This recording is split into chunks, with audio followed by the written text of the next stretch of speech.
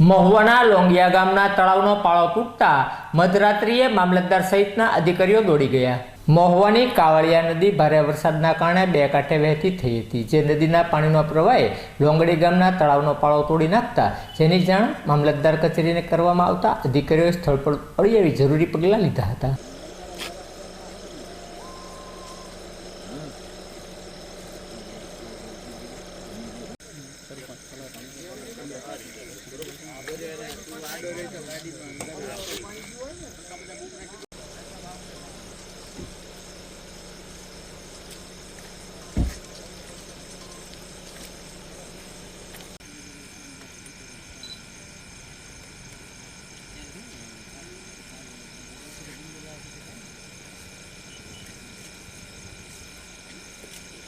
વારિયા લોંગિયા ગામનો સરપંચ છું।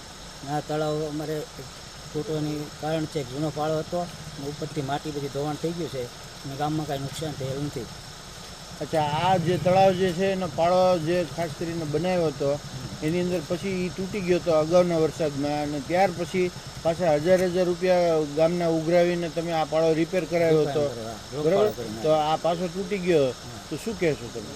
સાહેબ, આ પછી ઉપરનો જે કાચી માટી હતી એનું ધોવાણ થઈ ગયેલું છે અને એને લીધે પાળો તૂટ્યો છે। અચ્છા, કેટલું પાણી હતું તળાવમાં? એ તો ગામનું પાણી આવ્યું હતું, ગામ તળાવનું છે સાહેબ। એવી બી એક વાત છે કે ભાઈ અવારનવાર પાણી આ બધું જે છે એ પુલ ઉપર આવી જાય છે, એટલે આ પાળો કોઈ હાથે તોડ્યો છે એવું કઈ એવી કાંઈ માહિતી નથી। હવે તો લોકફળાની છે, લોકફળાની કરેલી ચૂક્યા છે।